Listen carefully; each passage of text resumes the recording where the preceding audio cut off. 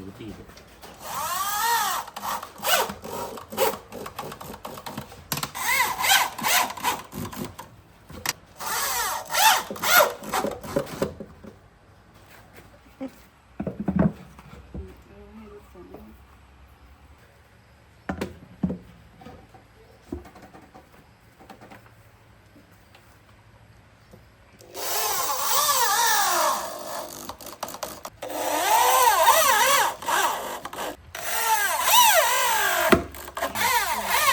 ครับ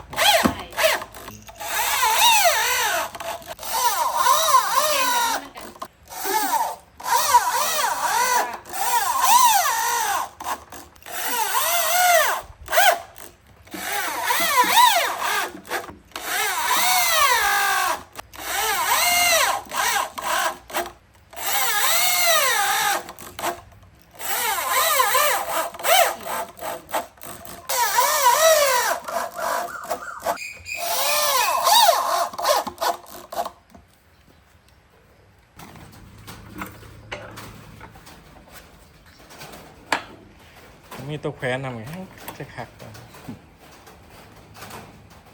งามเลยเกิน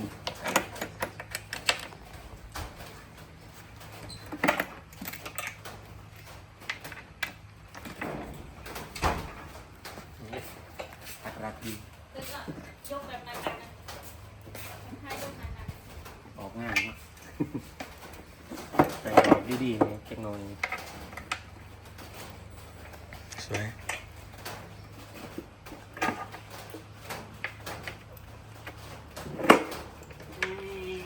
สร้างพิเศษได้บ่เนี่ยตัวนี้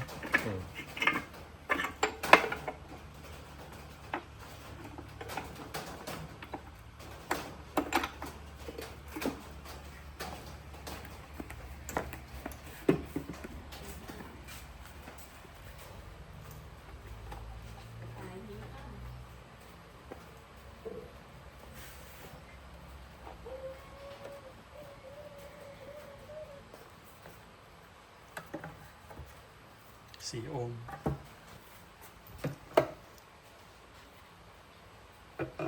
แน่นๆนะนั่นน่ะเรียกอะไร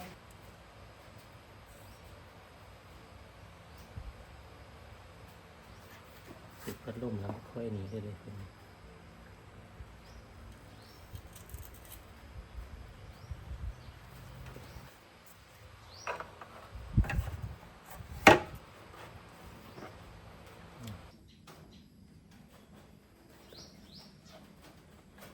น้องมานี่บอกแกเดินมาทั้งแฉะๆอย่างนี้น่ะตะเล็กมาส่งไอโฟนไทยงานเนี่ยสบายแข่งกันเต็มเลยวะใส่วิดีโอสู่ไอโฟนเลยทุกค่าย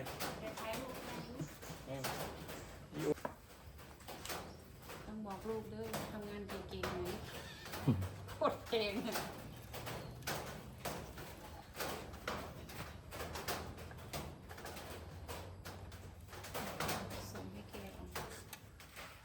หาหลักคาเงินมันสูง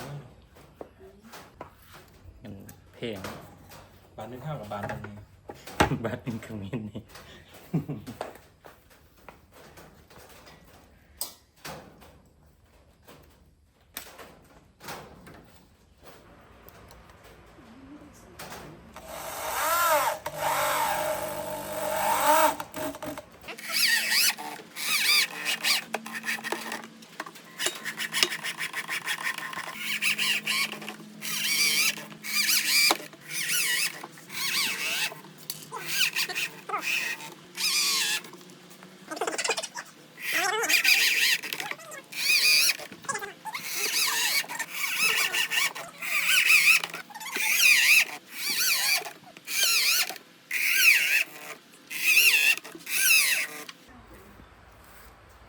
สังคมส่วนโตเป็นของอยู่ของนะแบบว่า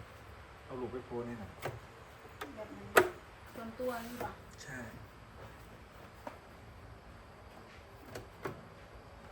ไม่ดี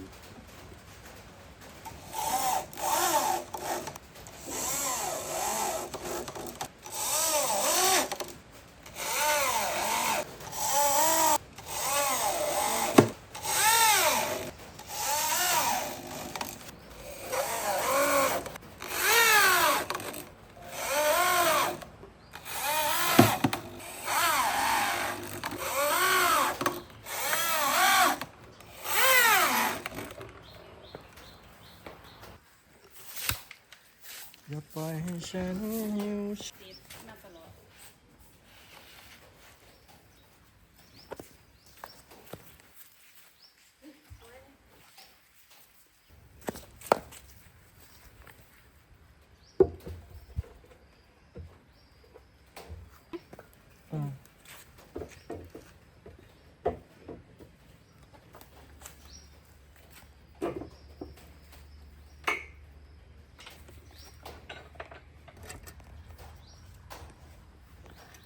นี่